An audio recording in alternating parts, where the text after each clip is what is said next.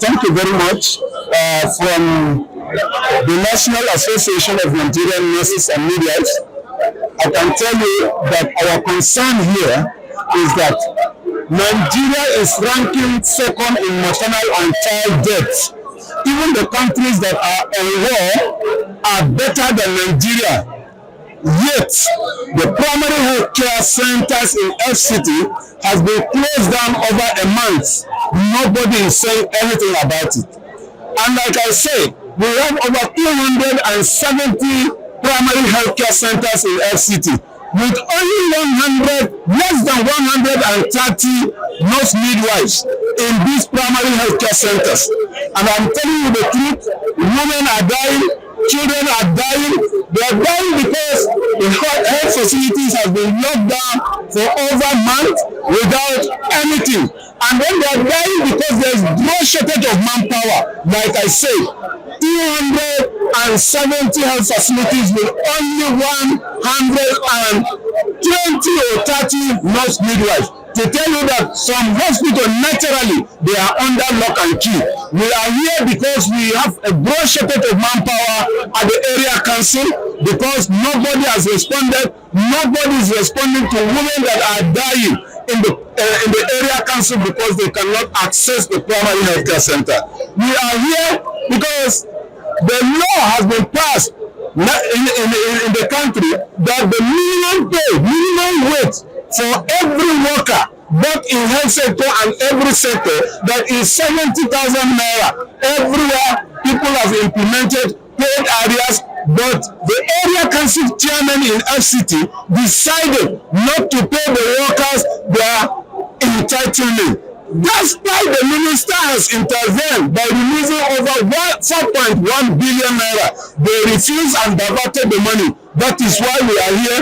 We are here also because nurses, health workers put their life during the COVID period. They put their life at the issue, yet their hazard allowances has not been paid. Nurses are particularly entitled to uniform allowances, but yet uniform allowances have not been paid. The area council chairman has decided not to listen to anybody. I think they get joy when people die at the area council. I think they get joy with the indices we are having from the global cities that Nigeria is ranking second at the maternal and child death, but yet they are happy that these primary health care centers are closed down. Our demands are that one, the government should recruit, or area council should recruit more workers so that we can open up those area council, those primary health care centers that have no staff. Then they should implement the 70,000 minimum wage. They should implement the 25% tolerance review salaries. They should also pay nurses their hazard allowances. There's workers their hazard allowances. They should also pay the uniform allowances and peculiar allowances and other is 40% peculiar allowances that we are demanding for. If they can do that, we will go back. And honestly, let me tell you, the shocking news is that globally or nationwide, there is going to be a polio vaccination that's supposed to start, program supposed to start today. But yet, the primary health care centers are closed down. There are no workers to go out for this vaccination. If nothing is done, FCT may record polio cases, and that will be very dangerous to this country.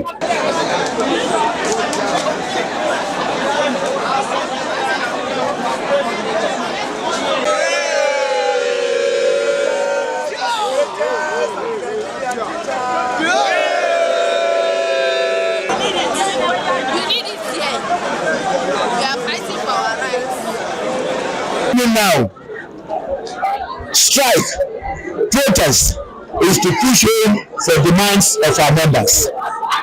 We are not talking of anything, examination, workshops, and host of other things. What we are after now as teachers in FCT, we are on strike. Today we are going to protest in the office of the minister to inform you that the money you release, about 4.1 billion, that money has gone under the bridge. Water has taken it away. Yes. So he should use for ways of paying us another money. It's not more than that. Thank you very much. Chairman, Nigerian Union of Teachers, FCT Wing, Abuja. What's your demand as to this? When we talk of demands, that is just right. The demands are numerous. These demands has to do particularly with our members at the primary school session and our members at the local government level. As all of you are aware, since last 2 years, we have been battling on the rights of our members. These rights are legitimate rights. They are not just privilege. They are rights meant for our members. But what we have in return is playing down to workers at the local government level and the LA level, which is not supposed to be. In series of our strike, we have pushed for demands of this sort, ranging from implementation of the new minimum wage. By receiving back with an act, it is not just a minimum wage that if any government feels she can implement it, she implements it. No, it's legally backed by the law of the National Assembly. But yet, our local government chairman refused to give us this money. We felt to an extent that we met with the Minister of FCT, and he has told us he is going to help in intervening and paying for implementation, which he actually did. But to our own surprise and dismay, this local government chairman collected these monies and went into this, shared it, and let the teachers and the local government workers pay it. That is surprising. They were doing intervention. The list of the local government collected as 560 million that will settle the implementation of the new minimum wage for every teacher and local government workers. But they refused to do it. They began to say the money was an intervention, it was given to them, it's an ecological fund, it's this and that. Yes, can the ecological fund not be used to settle personnel costs? Can't it be used? It can be used. But because they don't have us at heart. But when they come to elections, they want us. This time around, the teachers of FCT will demonstrate to them the colors of people they are. We don't mind. Even if they are brothers here or sisters here, those rights we are talking of, they are part of it. So we don't care. We have other issues on the ground. 40% peculiar. That has not been done. They are telling us in FCT here that local government or area councils in FCTs are part of 774 local governments in Nigeria. Don't be doing by that. Why are they in FCT? Why are they collecting state allocations? Why are they giving the IGR? Why are they giving several of everything? You don't want to show changes? You don't want the teachers to be in distress? We are the model. We have to model these children before they can go to junior or senior secondary school. And demands. You see, in the first place, if you tell us you cannot settle our payments, you as a government, as a tier of government, you know where to go to push for that demand. It is not the teachers that will go to the minister and say, please pay us this demand. The local government chairman are shoulder with that responsibility of ensuring that they move to the minister and tell him our education is failing. What is the problem? He is solving for them. But you cannot allow teachers not to have their rights. Our classes are dilapidated all over the hinterlands. How do you want the teachers to get there? And you are paying them just a stipend When you compare the salaries of a teacher at the junior secondary school and senior secondary school level, and you can get a first year teacher, in fact, you reap for them. You reap for them. So they should implement all these things quickly. Quickly, they should implement it for us. If not, we will remain where we are. Teachers will remain where we are in FCT. And when they don't do it quickly, we are going to call our pensioners at the junior secondary school level and the senior secondary level to join this solidarity. I think we get that. So we are not losing any stone unturned. They are very much aware of those demands of ours that are with them. They know them.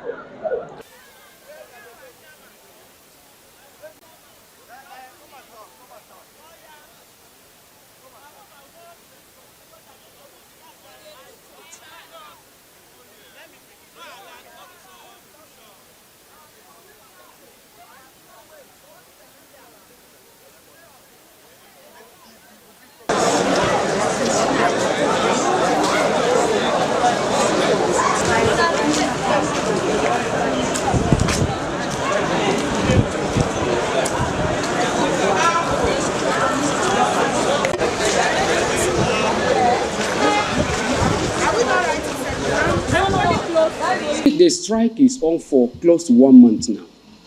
It is because of they are not responding to the issues of us.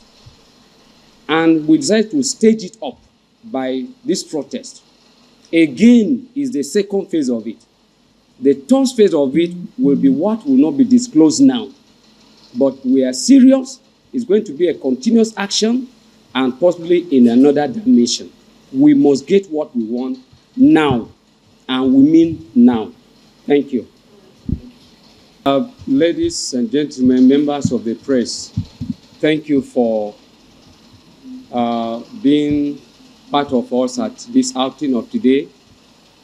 You are aware that our outing today has to do our demands for workers at the area council in the 6 area councils.